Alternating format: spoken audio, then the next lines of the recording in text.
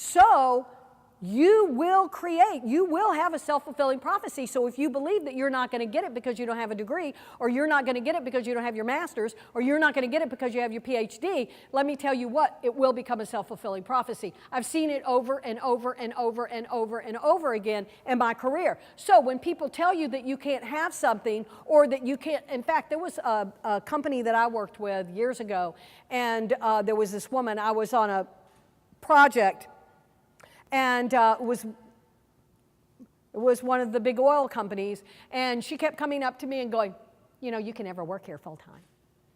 You can't work here full-time. They don't hire people full-time. They only do contract. They don't do full-time. And every time she'd do it, in my head, I'd go, cancel, cancel, cancel, cancel, cancel, cancel, cancel, cancel. No matter what she said, I canceled her. I canceled her. I am not taking on her projection of what my reality should be. And guess what? I was hired full-time. I was there 10 years. It's how you perceive. And you learn to say, really. The other thing that you want to do to go with change, and if you want change in your life and you want to do some new things in your life and you want to add some energy to your life, guess what you got to do? You got to stop your world. You got to stop your world, and one of the ways to stop your world is get up on the other side of the bed tomorrow instead of the one you always, be sure you tell your spouse though. Or, you know, brush your teeth with the opposite hand, or go to work in a different route. Do all of those things. And that way you can begin to make changes. Ritual, find a ritual. If your ritual is sitting on the couch in the morning for 5 minutes, looking outside in your backyard, meditating with a cup of coffee, do it every morning. If it's praying, do it every morning. If it's meditating, do it every morning. Find a ritual to ground you going through change. The reason why we falter and flounder is because we're not grounded. We don't have something to lift us up and ground us at the same time. We need that in order to be able to move and to go forward. So you want a ritual. And you want to do it consistently. Consistent, consistent, consistent. It's the drop that splits the rock. And guess what else? It is the drop that creates the waterfall. So when you do something and you show up for your life over and over and over again, consistently, consistently, consistently, things happen, but you have to be consistent. It's like people that want to go to 24-hour fitness, and I say, hey, I went twice. I can't believe I'm still got all this weight on me. You got to show up. You got to show up. Small change adds up. It does. And then you got to practice, practice, practice. Do you think that little cat got to the moon just by not doing that? He had to practice every day. First thing he did is got that thing he slapped on his head. Okay? So he looked like an astronaut, so people would say, oh, he's an astronaut. But you want to practice it. You want to do it every day. And you got to have patience. We're so quick to give up. We're so into our instant gratification. You know, I did it twice. Why isn't it working? We got to have patience. We got to be willing. It's like one time, you know, I decided I wanted flowers in this house that I lived in years and years ago. And so I went and I picked out ones that said I would have flowers in 6 weeks. I was so excited. I couldn't stand myself. I went home. I very meticulously put each seed in the ground till I got tired and then just threw them in there. And then what happened is every day I went out and I checked and I checked and I checked and I checked. 6 weeks later, no flipping flowers. I told my neighbor, I did what they said, I got no flowers. He said, yes, you did. See that little green twig? I said, that's a flower. He said, that's what they were referring to. So it takes patience. I eventually got the flowers, but it's your perception and what your expectations. You've got to understand what your expectations are, and you got to trust the process.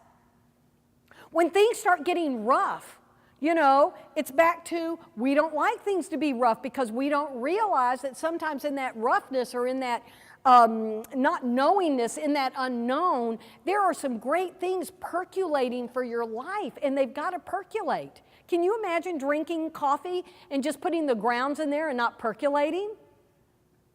It sounds pretty disgusting to me. So you got to have patience, and attitude changes everything. But without that attitude, it's only going to come from the mindset. So in your mindset, who in here knows what they want? Does anybody know what they want, what they really, really want? Okay, that would be a no.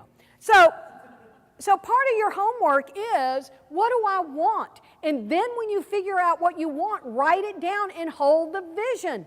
Hold the vision. Hold the vision. And know that you're going to go through change to get to that. All you got to do is learn how to ride the horse. Mindset over skill set. A mindset can be set in rock and concrete. Does anybody know those people that no matter what you say, it's like this, they're not changing? Let me tell you what, those are the ones that turn to concrete. That's what we were just saying. And so what is a mindset? It's a set of beliefs that you hold to. And we get so married to them, like I said, in being right, that that's what really interferes with change happening in our life that we are excited about, versus going into resistance, because so many times the change is fantastic. So this is the quote I gave you earlier. 96% of the employers said they would prefer to hire, promote, pay, and retain people with a particular mindset over a desired skill set. And 98% of employers thought it more likely that a person with the right mindset could easily develop the right set if they had to, rather than the other way around. I'm telling you, when you understand this, you're understanding gold. You are understanding gold. Those are the people that are going to really excel. How many people do you know got the job and you went, how did that happen? Because the most qualified person doesn't always get the job, do they? Shocking, isn't it? Let's look at what they expect. Let's look at what their mindset is. Let's look at what their attitude is. Those are the things that are going to carry the most weight. So the universe has a one-word vocabulary. I'm sharing a secret with y'all. It has one-word vocabulary, and that vocabulary word is yes. So no matter what happens, the universe says yes. So if you say, I have no money, it goes, yeah, you're right.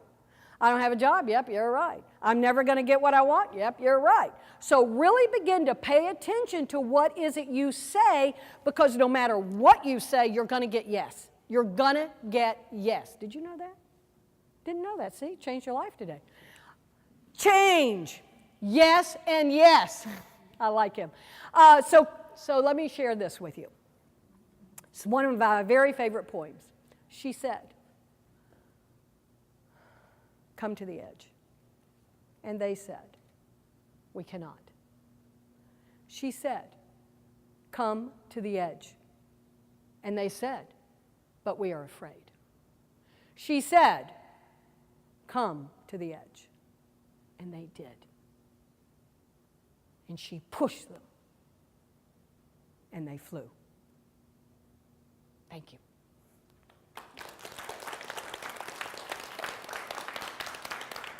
Any questions, any thoughts? Did anybody have a thought? Okay, you had a thought. Yes, I was told we had 12,000 thoughts per day. And that's for a low thinker, a high thinker, 50,000. Exactly. I think he should get 50,000 points for that. So you bring up a great point. So if you have 12,000 thoughts per day and you're not paying attention to what those thoughts are, look at what's running and how that's showing up with all the things that you're saying yes to that are not serving you. That's fantastic. Thank you for that. It came from somebody else, but I thought... You shared it. Okay. Anybody else want to share something? Okay, that would be a no. That would be a yes.